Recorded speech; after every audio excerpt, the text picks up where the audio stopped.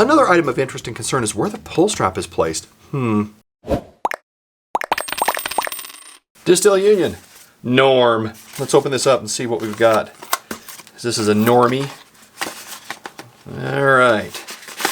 Set this aside. There you go. Nice 3-4 steps to your new wallet from Distil Union. Nice. Let's see what else we got here. Keep things nice and dry. Don't eat that, children. And let's take a look. Specifically, we like to look at sewing and see how things are done here. These we'll get to. That feels nice. Okay. Not bad. Let's go. We know Distil Union for unique design offerings, but sometimes you just want something comfortable. The Norm is exactly what you think it is. Normal. Thus the name. But it also has a Distil Union twist on it.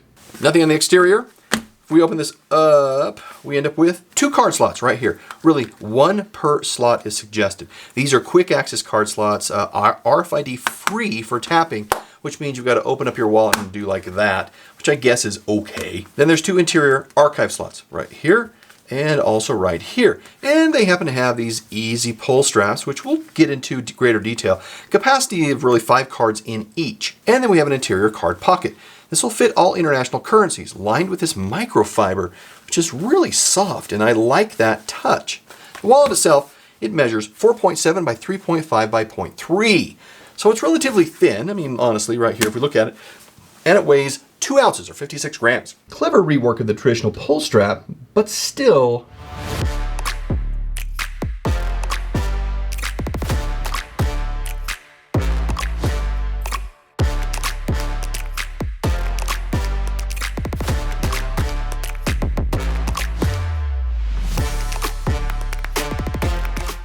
So I got 8 cards in here and 8 slips of cash. With that, it became a bit of a thickie, coming in at almost an inch thickness there. But the company recommends up to 12 cards and 30 notes. That's a Costanza quality once we're getting into that, but they indicate that it can actually handle that. This is designed in the United States and made in China. It's a full-grain veg tan leather from certified gold-rated tanneries that follow environmental standards here. So let's pull this out really quick. The sewing is good. Reinforcement in certain places really could be better, like up in here, for example, and here, but we see that it's done really well up here. We can also see that the edges are painted, except for the top. This is a folded edge, so the leather actually comes over and folds down, and that's where we get this lip here, where it's then sewn into this microfiber. The leather weight is very light to be able to facilitate getting so many cards and cash in there, as well as the design elements that they were looking for. Now let's look at these pull straps. Okay, so we pull cards out, you can hear the, can you hear that? Whoop. Let's get that again. Whoop. Okay, let's get these out here, and now we'll pull these out. Listen closely. Oh yeah, that is a haptic. It's done on purpose so that we can actually get a feel of what's going on with the particular pull strap as we're pulling cards out, which I think is awesome, except I just pushed it in there. Hold on.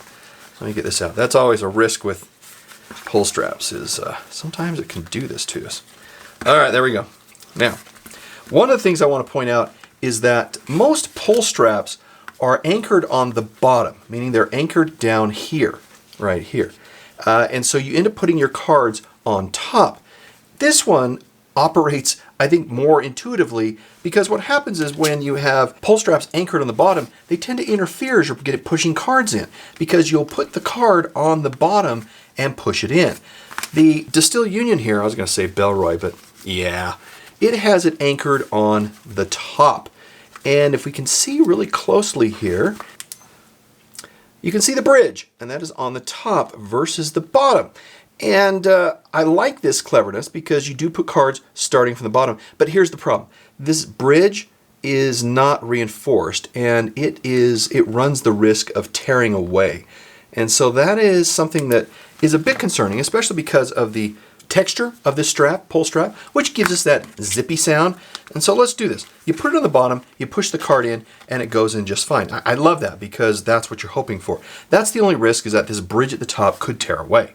This wallet is priced for $79. And as is usual with the case with Distil Union products, the design elements are thought out with attention to addressing usage concerns, like we talked about here with these pull straps. The cash pocket is very wide and very tall, so it handles all those foreign currencies. However, if you do carry a lot of taller currencies, I'd recommend looking at their Agent wallet, which I've also done a review on. It's specifically made for markets with taller currencies, European currency, the euros, yens, and so forth, and even the Hong Kong dollar. All offerings of this wallet have RFID with them, with the exception of this quick access card slot once opened right here. The problem is that it would be nice if there was a hidden slot back here that when you closed it, that slot did not have RFID and you could do your tap and be on your way, or just lose the RFID altogether. And there you have it, a nice normal looking wallet with Distil Union's twist.